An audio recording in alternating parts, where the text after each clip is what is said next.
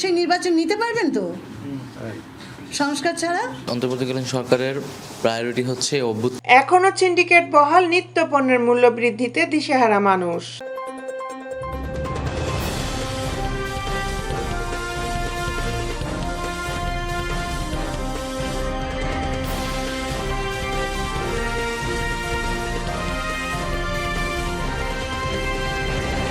বাংলাদেশের কমিউনিস্ট পার্টির নেতারা বলছেন, অন্তর্বর্তীকালীন সরকারের 2 মাস পার হতে চললেও দ্রব্যমূল্য নিয়ন্ত্রণের কোনো খবর নেই। সিন্ডিকেট বহাল আছে, নিত্যপণ্যের লাগামহীন মূল্য বৃদ্ধিতে মানুষ দিশেহারা। তারা বলছেন, সার কীটনাশকের দাম বেড়ে গেছে, কৃষি পণ্যের উৎপাদন খরচ বাড়ছে, কৃষক ক্ষেত মজুরের স্বার্থে কোনো আলোচনায় দেখা যাচ্ছে না। জাতীয় ন্যূনতম মজুরি নিয়েও আলোচনা নেই, অথচ সাম্প্রদায়িক অপশক্তির দাবির কাছে সরকার নতজানু হচ্ছে।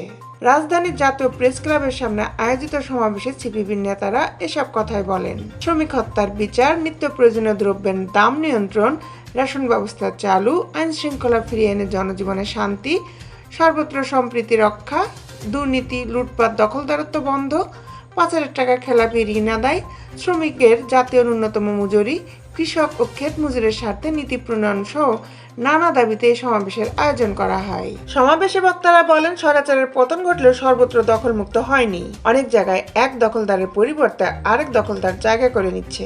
জনজীবনের শান্তি ফিরে আসেনি।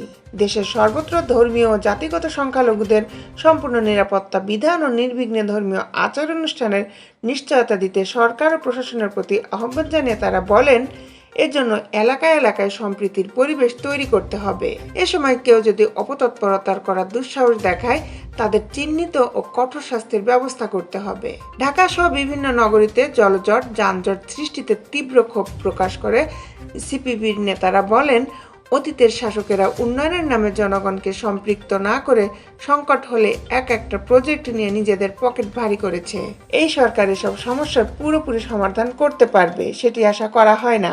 তবে এসব সংকট সমাধানের কার্যক্রম শুরু হলো না কেন, এটা জানতে হবে।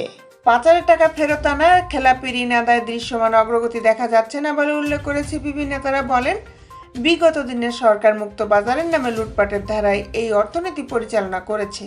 সিপিবি নেতারা লুটপাটের ধারায় অর্থনীতি পরিবর্তন করে দেশ ও মানুষের স্বার্থে সমাজতন্ত্র অভিমুখীন অর্থনৈতিক ধারা প্রতিষ্ঠার আহ্বান জানান। সিপিবি সভাপতি মোহাম্মদ শাহ আলমের সভাপতিত্বে অনুষ্ঠিত সমাবেশে বক্তব্য দেন দলের সাধারণ সম্পাদক রুহিন হোসেন প্রিন্স, সহকারী সাধারণ সম্পাদক মিহির ঘোষ, সদস্য গাজী সাজ্জাদ জহির, জলি তালুকদার, সাজিদুল হক প্রমুখ। সমাবেশ শেষে একটি মিছিল রাজধানীর বিভিন্ন সড়ক ঘুরে পুরানো পল্টনে সিপিবির কার্যালয়ে এসে শেষ হয়। দেশের আপডেট নিউজ পেতে আমাদের সাথেই থাকুন। Justice TV, Dhaka.